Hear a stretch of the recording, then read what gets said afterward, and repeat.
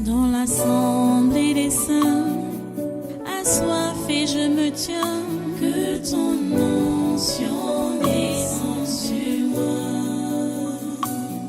Conscient que mon destin est dans le creux de ta main, que ton onction descende sur moi. Je suis disposé, assoiffé, que ton onction descende sur moi. Je suis disposé, assoiffé, que ton onction descende sur moi.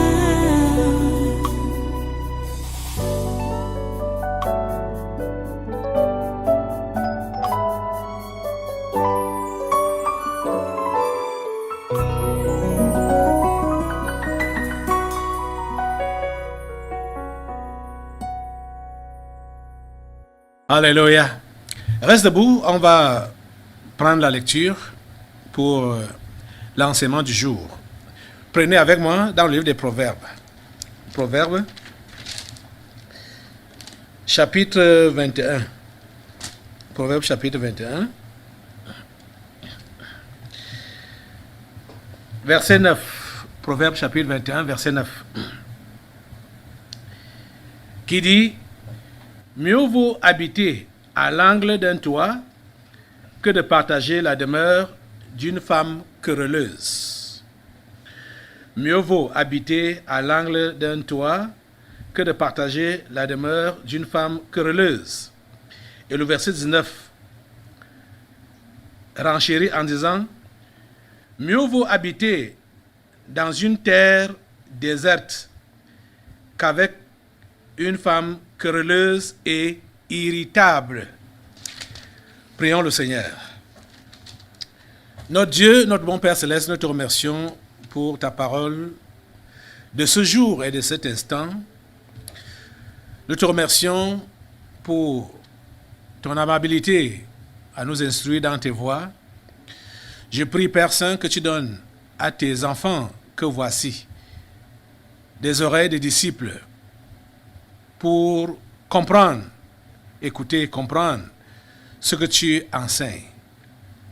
Seigneur, que ta volonté se fasse dans nos vies en ce jour. S'il te plaît, Père Saint, accomplis ta volonté dans nos vies en ce jour.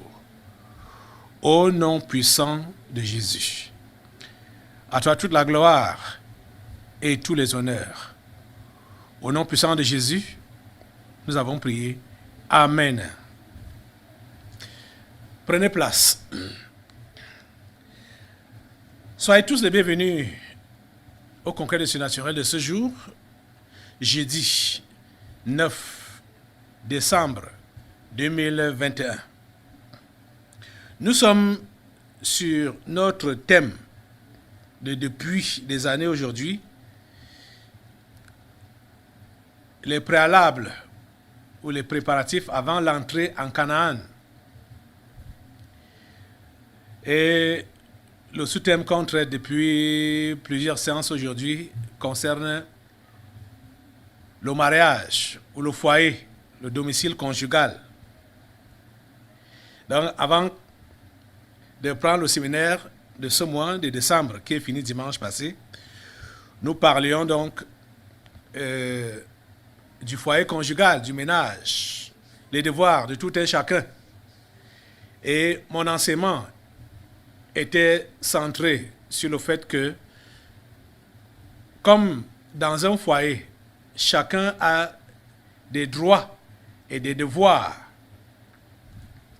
chaque partie devrait être concentrée sur ses devoirs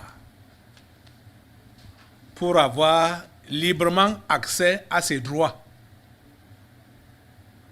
C'est ça que j'ai enseigné et c'est ça que je continue d'enseigner.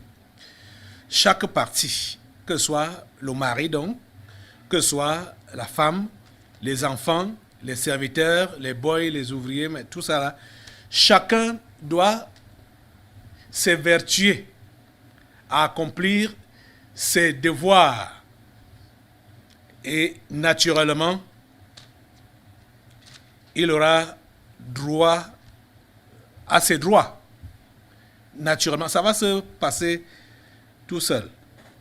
Mais je vous faisais comprendre que la Bible donne beaucoup plus de conseils aux femmes qu'aux hommes pour mieux garder le foyer. On a lu le verset 1 de Proverbe 14 qui dit clairement ceci. Je vais reprendre ça, je vais relire ça. La femme sage bâtit sa maison et la femme insensée la renverse de ses propres mains. C'est ça qu'on a vu lors d'une séance ici, là. La femme sage bâtit sa maison et on comprenait que la sagesse dont il est question ici, c'est la crainte de Dieu. La crainte de Dieu. Pourtant, beaucoup parmi vous, ou beaucoup parmi les hommes, se basent sur la beauté physique, donc la beauté des apparences, sans tenir compte de la beauté intérieure. C'est la beauté intérieure qui compte devant Dieu. Et si vous avez la chance de trouver une femme qui est belle intérieurement, vous êtes l'homme le plus heureux sur terre. Je vous dis la pure vérité, que vous êtes l'homme le plus heureux sur terre. Parce que le proverbe 31, verset 30 dit ceci. La grâce est trompeuse et la beauté est vaine. La femme qui craint l'Éternel est celle qui sera louée. La femme qui craint l'Éternel est celle qui sera louée. Vous voyez, cette femme qui craint Dieu a un comportement exceptionnel qui est loué dans ce proverbe 31 du verset 10 jusqu'au verset qu'on venait de lire là, jusqu'au verset 31, à partir du verset 10. Là, elle a un comportement exceptionnel, la femme qui craint Dieu. Elle a un comportement exceptionnel. Et elles sont peu nombreuses, ces femmes qui craignent Dieu. Je ne sais pas ce qui se passe avec l'humain. Le plus souvent, c'est ce qui est réprimé chez l'humain qu'il réclame le plus. Hein? Ce qui est réprimé chez l'humain, c'est ça qu'il réclame le plus.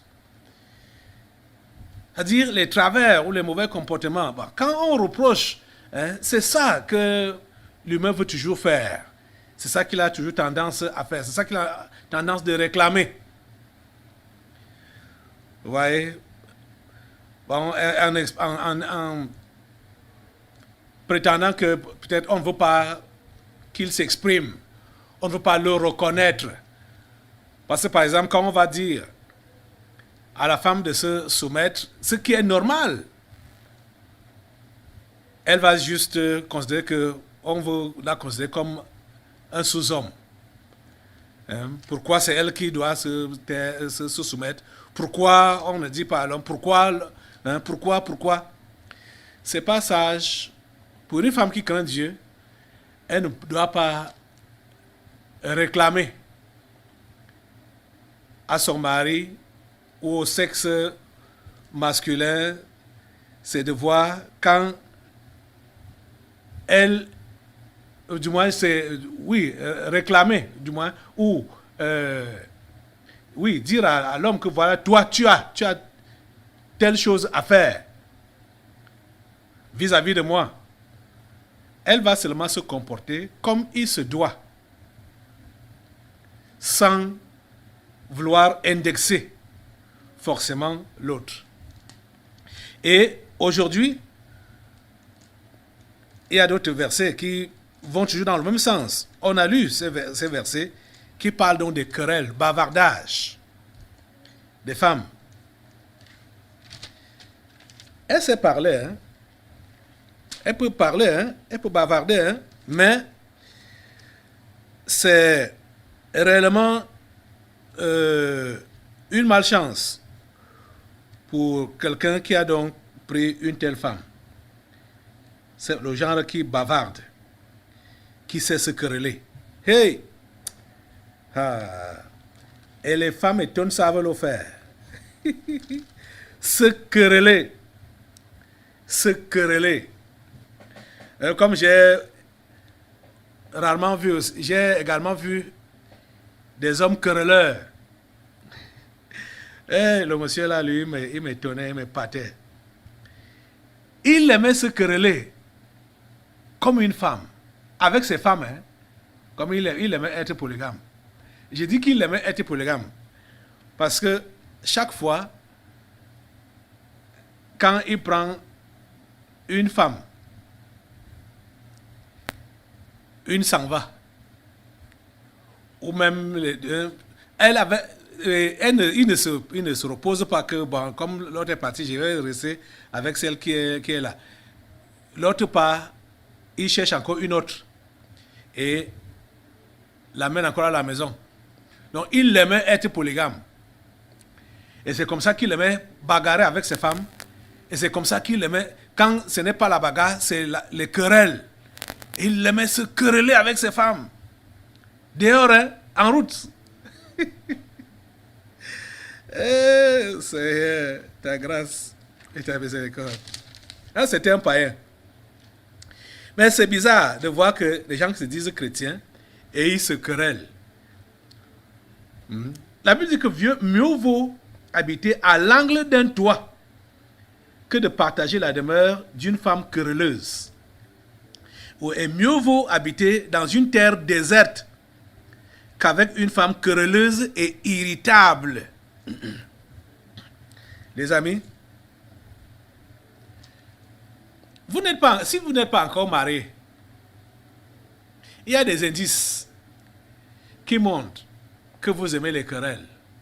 Et ça, aux jeunes filles, c'est vraiment déconseillé de vouloir toujours argumenter. Quand vous êtes le style qui veut toujours avoir raison, le style de femme ou de fille qui veut toujours avoir raison, comprenez que vous avez l'esprit de querelle. L'esprit de querelle est en vous. C'est comme ça que j'aime être direct avec les gens. J'aime être direct avec les gens. Et bon, on me trouve exagéré. Comme je vous disais tout à l'heure, là, comment les gens d'Equinox ont parlé contre moi et tout ça là. Et les propos même qu'eux ils tenaient dans sur leur plateau là, c'était déplacé. Parce que ils incitaient les populations à la justice populaire contre moi. Entendez? Ils sont sur le plateau de télévision, hein. Ils incitent les populations. Je n'ai jamais incité les gens contre une tribu quelconque. Hein? Inciter à la violence. Je ne peux même pas faire ça. Inciter à la violence. Jamais. Ouais. Mais eux, ils ont incité les populations contre moi sur le plateau d'Equinox Télévision. Vous entendez? Vous voyez les choses? Je ne sais pas, parfois les gens, vous comprenez juste que bon, les cerveaux ne sont plus en place. Les cerveaux ne sont plus en place. Déjà, comme l'esprit bamléké avait été chassé. C'est pourquoi les cerveaux ne sont même plus en place. Donc, ils peuvent vous dire, débiter n'importe quoi. Et penser avoir raison. Ou interpeller.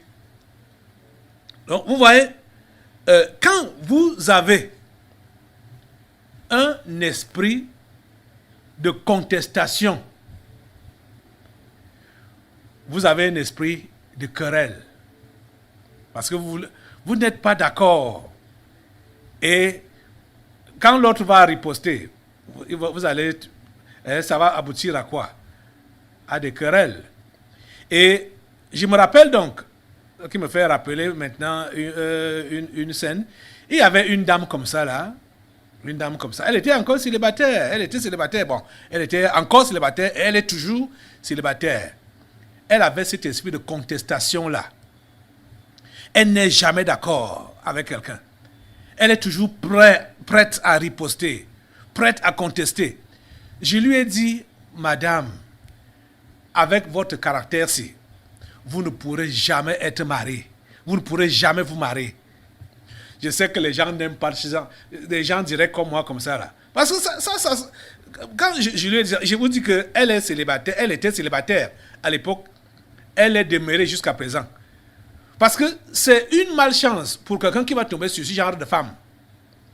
Je vous dis la pure vérité. C'est une malchance. C'est réellement ce que la Bible dit ici, là. Que mieux vaut habiter à l'angle d'un toit que de partager la demeure d'une femme querelleuse. Mieux vaut habiter dans une terre déserte qu'avec une femme querelleuse et irritable. Querelleuse et irritable. Elle était tout ça, irritable. C'est-à-dire, cette femme cherchait toujours à ne pas s'entendre avec les autres. C'est-à-dire, vous pouvez être en train de débattre d'un sujet comme ça, là. Peut-être vous avez commencé même dans deux camps. Il y a un camp en face, et vous, elle est même dans votre camp. Mais pendant que vous évoluez dans les débats, elle va susciter un truc pour ne pas être d'accord avec toi. Qui était dans son camp au départ. Je ne sais pas comment vous faire comprendre ça. Mais j'ai vu ça, j'étais dépassé par le comportement de cette femme. Je lui ai dit, madame, vous ne pouvez jamais vous marier. Vous ne pourrez jamais vous marier. Et si ça peut arriver, c'est que c'est réellement la malchance pour celui-là qui peut oser vous porter au dos, qui peut vous supporter. Avec cette allure, ce ne sera pas facile. Donc, si vous êtes dans le style là, qui aime toujours contester, qui aime toujours argumenter, et c'est souvent ceux-là qui ont dit qu'elles ont étudié, celles-là qui disent qu'elles ont étudié, les intellectuels, qui aiment ce style-là, aimer toujours argumenter, et même parfois celles qui n'ont même pas fréquenté. Donc, pour montrer que, bon, de toutes les façons, je ne suis pas quand même tête nue, hein? Je ne suis pas aussi villageoise que ça. J'ai aussi mon mot à placer, mon mot à dire. Elles vont aussi toujours se mettre à contester. Quand tu as l'esprit de contestation, comprends que c'est un esprit de querelle qui t'anime. Ce genre de comportement-là, il faut laisser ça. Je vous disais que c'est la sagesse réellement qui dirige les foyers. Hein. Donc, comme je parle ici, là, je parle d'abord aux foyers chrétiens. Puisque nous sommes là pour vouloir conquérir Canaan. Hein? Et c'est les préalables. Hein? Les préparatifs avant l'entrée en Canaan. Donc, pour gagner ce monde, nous devons avoir des foyers authentiquement chrétiens. C'est ça que je m'évertue à vous enseigner depuis. Nous devons avoir des foyers authentiquement chrétiens. Des foyers exemplaires. Des couples exemplaires. Chrétiens. Là où l'homme, la femme, les enfants et tout ce qui sont dans la maison ont réellement la crainte de Dieu. C'est la crainte de Dieu qui compte. Je vous dis que si vous avez un même patron, une même référence, les choses seront faciles à gérer. Et même les conflits faciles à arranger. Parce que vous avez une même référence. C'est pourquoi le chrétien doit faire très attention pour ne pas faire un mauvais choix. Je dis bien le chrétien. Je n'ai pas dit la chrétienne. Le chrétien doit faire beaucoup d'attention pour ne pas faire un mauvais choix.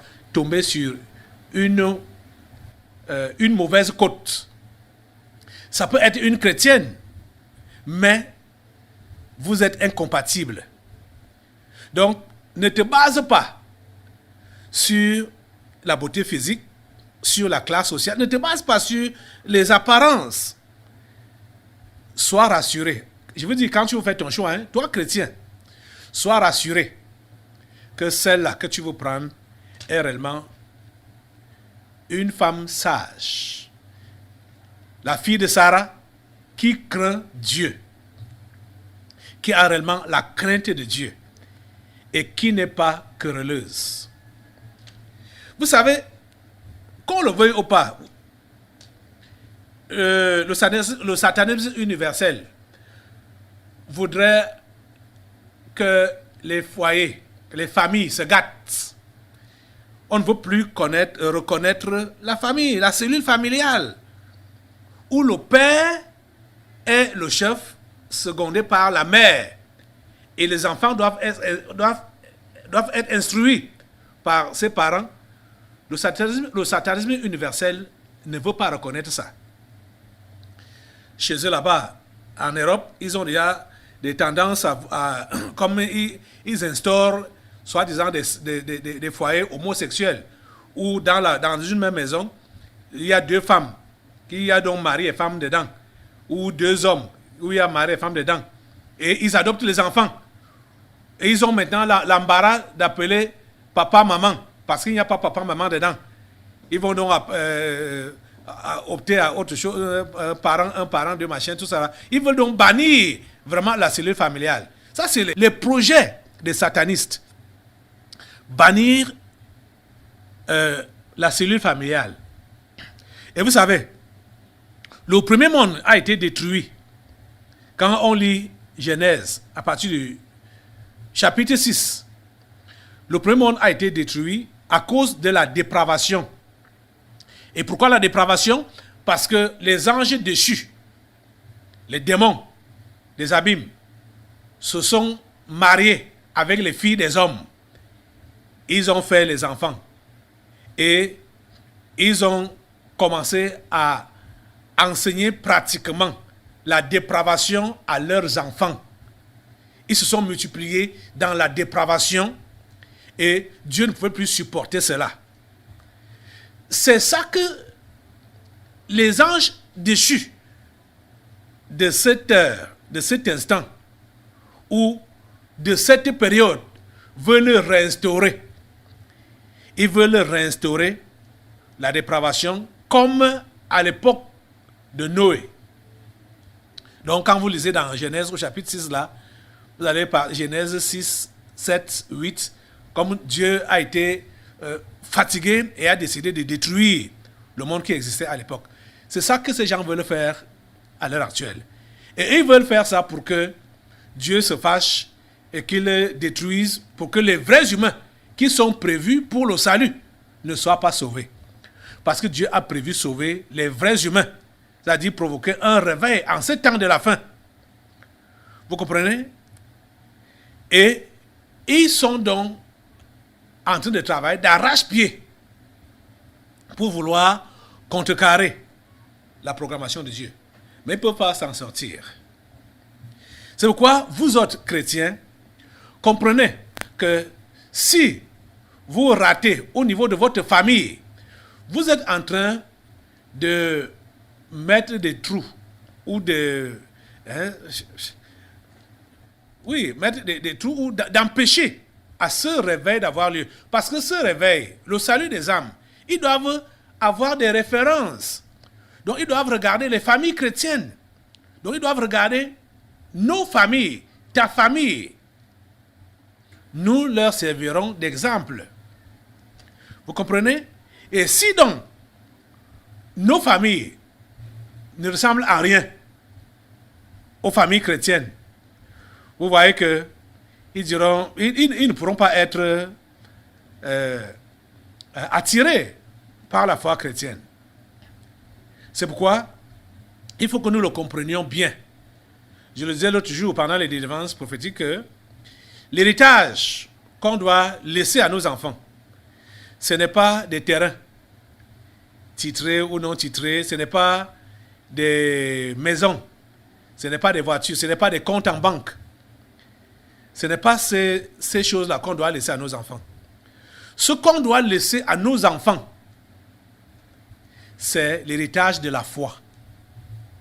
Donc, il faut qu'on les initie dans la foi, dans cette voie-là, dès leur conception. Dès leur conception, à leur naissance, et pendant qu'ils grandissent, on doit les instruire dans les voies de Dieu. C'est pourquoi, si vous êtes chrétien, et dans votre maison, ce n'est que des querelles, les bagarres, les chamaillements, tout ça là. Mais quelle éducation donnez-vous à vos enfants? Qu'est-ce qu'ils vont hériter? Les querelles, les bagarres, les chamaillements? Non, ce n'est pas bien. Ce n'est pas bien. Nous, en tant que chrétiens, on doit le comprendre très bien. Et on doit appliquer ce que la Bible enseigne concernant la famille. Vous comprenez? On doit appliquer ce que la Bible enseigne concernant la famille.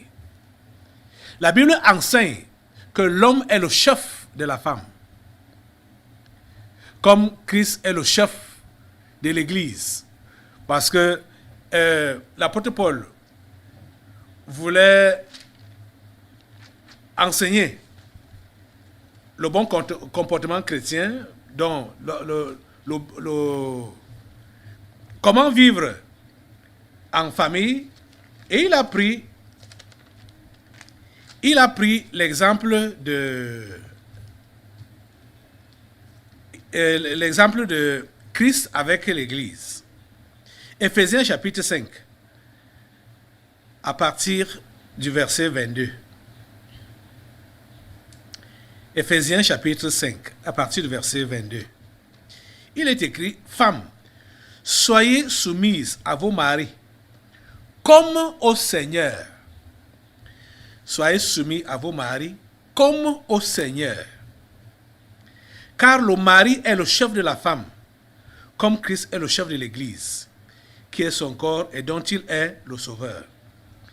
Femmes, soyez soumises à vos maris, comme au Seigneur. Si les femmes peuvent comprendre ce conseil, je ne pense pas qu'une femme chrétienne normale doit lever la voix ou le ton quand son mari parle. Si tu es chrétienne, que ton mari soit chrétien ou pas, et déjà même, Pierre a conseillé dans 1 Pierre 3 que c'est la conduite de la femme qui va amener le mari non-croyant à la foi. Les maris non-croyants qui sont simples, hein, bien sûr, à la foi. Qui sera gagné au Seigneur sans parole, par la conduite de leur femme. Donc je ne pense pas qu'une femme chrétienne normale,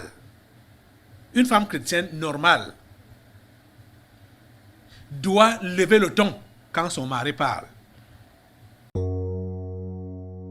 Dans l'assemblée des saints, assoiffé je me tiens, que ton onction descende sur moi.